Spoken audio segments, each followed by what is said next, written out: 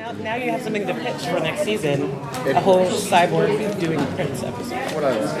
Dude, that's gonna happen. That Episode title: New Power Generation. No.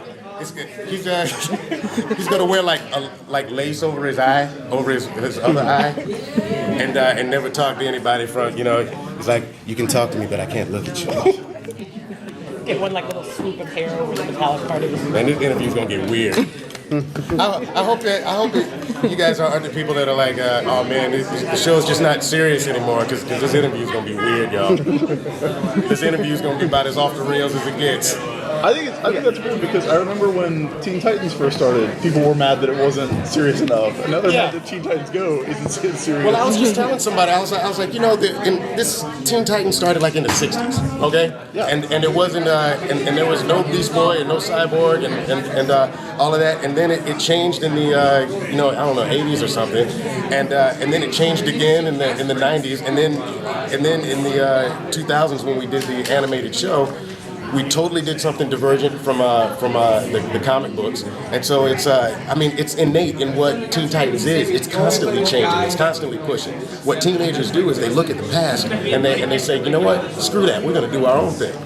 So you can't be Teen Titans and just do what you did before. You always push it.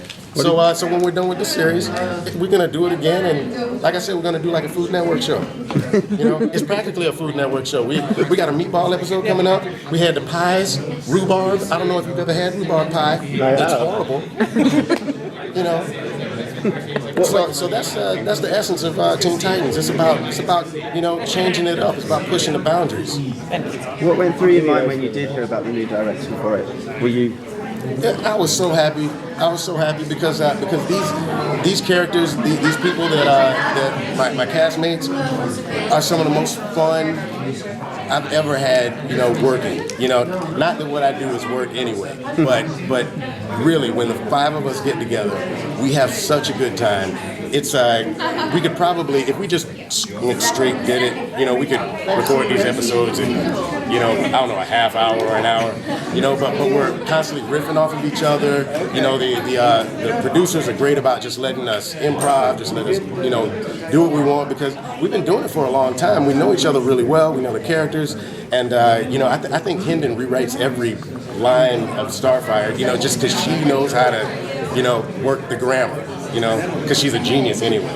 Well, Scott was telling us that you get the most ad-libs in. You're the ones that actually make it to the show the most. Well, it's because I have no reverence for the written word. Yeah, no. I'm just having so much fun. Cyborg was my first audition. It was my first audition. It was my first job doing voiceover. After I moved to LA. Maybe 2 years after I moved to LA, I got that audition, and so I was just being me, a little more exuberant, a little more out there, but not really, because sometimes I just get that big, and because I'm loud.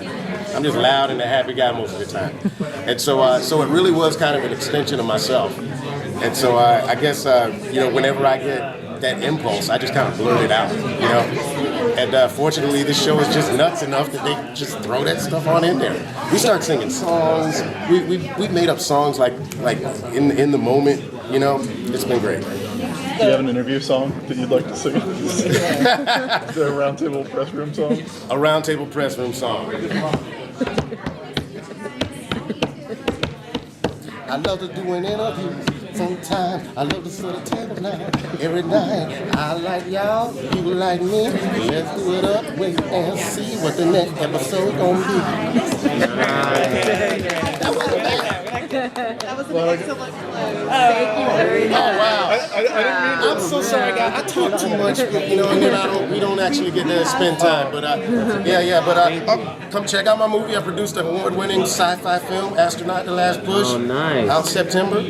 Please check it out for the straight sci-fi folks. Can you just say quickly, what do you enjoy, what you like the most about him before you leave? What I like the most about the character? that he wears his heart on his sleeve. You never have to wonder what Cyborg's thinking, because if he's upset, he'll tell you. If he's happy, you'll know it.